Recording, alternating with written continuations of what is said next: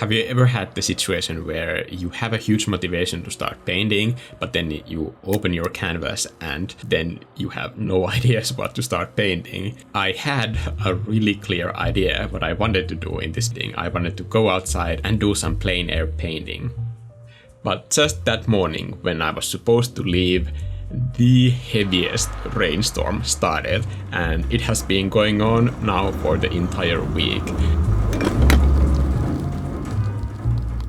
So I couldn't go outside, and it's not like there's something more interesting to do here, and honestly I have played through every single mission in Age of Calamity. I was kind of counting on the scenery to provide inspiration for today, so I had to find that inspiration indoors. It was one of those make it work type of moments. This is, by the way, the exact same thing that I love about running. Now, this might seem like it's off topic, but give me a second here.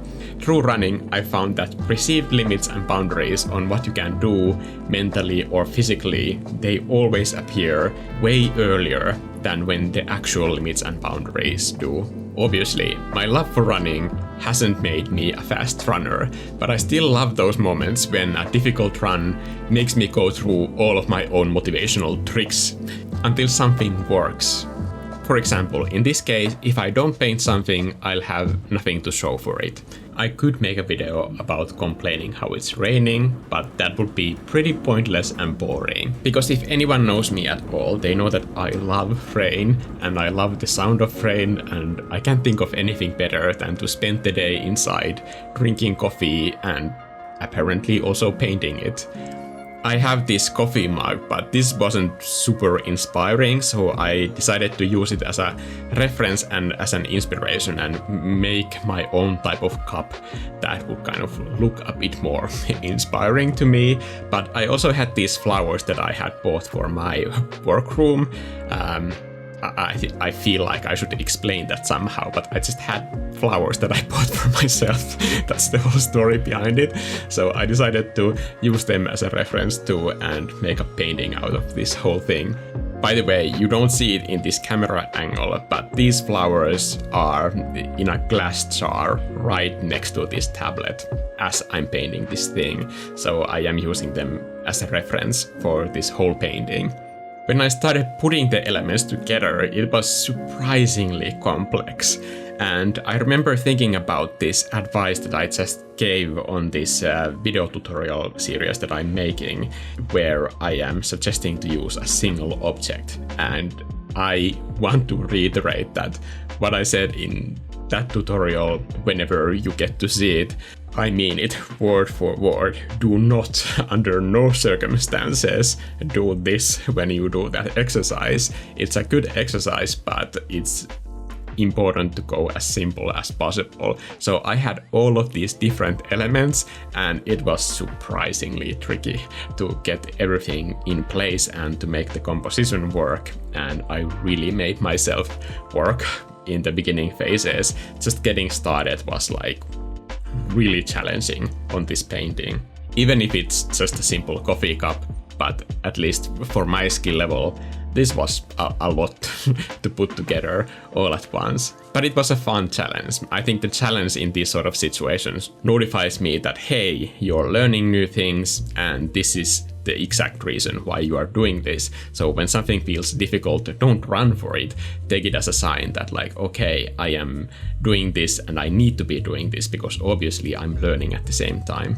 As the painting was slowly coming together, I was also listening to all kinds of music that I thought I could use for this video, and quite early on I decided that I want to have some bossa nova in this soundtrack of this video, and putting together the soundtrack for my videos, it's just one of my favorite things to do, and one of the reasons why I'm really happy that I have my own YouTube channel. It might not be something that I'm great at, because like the whole sound editing thing is something that I literally just started when I decided to make videos, so I'm still very new at it, but I can still enjoy the process of learning, and I love learning new things, and I acknowledge the fact that when I'm learning something, I don't need to be great at it when I am in that process. I think learning can be fun no matter what the subject is, as long as you have enough passion for that thing that you are learning.